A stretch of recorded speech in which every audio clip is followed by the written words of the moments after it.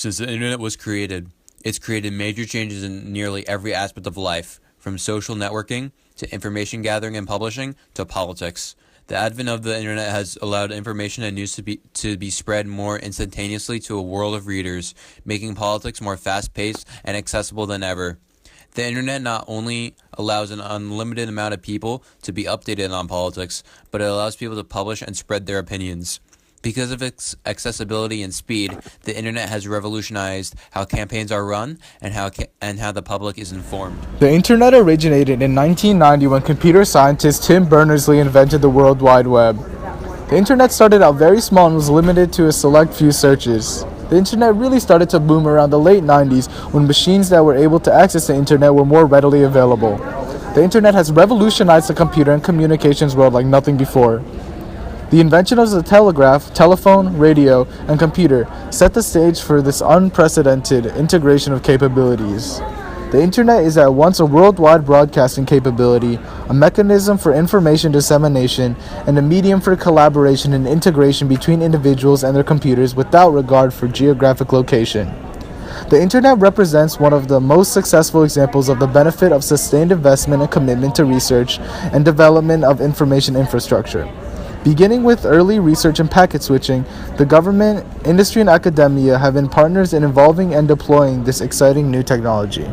Examples of media consist of counterparts of mainstream media like CNN, MSNBC, and Fox. However, there are also a number of alternative media programs that run exclusively on the internet, like the Young Turks, with their network partners, such as Secular Talk or the Humanist Report.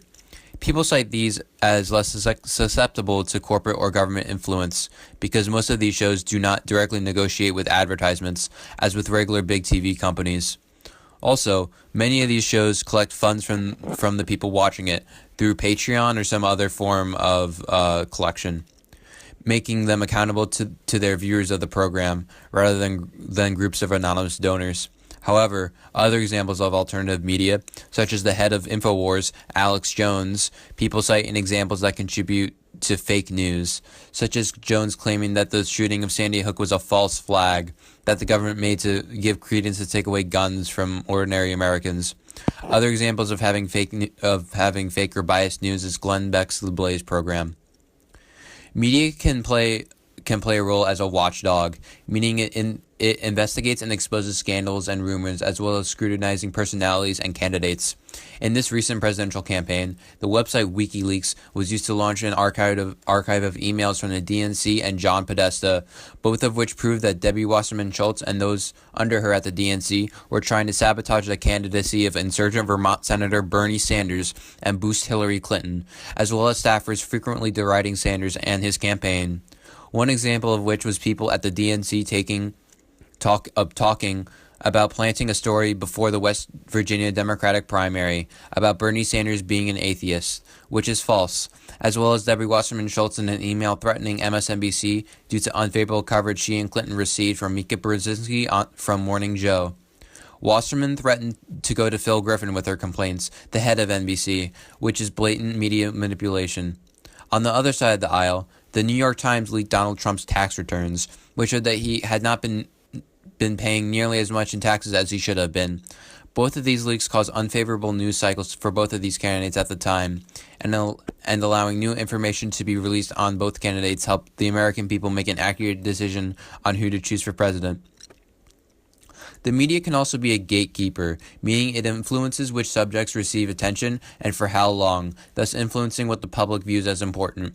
Many movements and groups have recognized this and have begun using the internet to their advantage, making popular Facebook pages, YouTube videos with millions of views, and posting advertisements to create more attention for their causes. The refugee crisis, for example, which would ordinarily be difficult to raise awareness for, has been receiving a lot of attention because of small but emotionally impactful and informative videos being spread on social media platforms. Through popular videos and social media pages, many groups have been highly effective in raising awareness for their causes. Finally, the media acts as a scorekeeper, meaning it keeps track of and helps create political reputations, deciding who is mentioned and who gains popularity.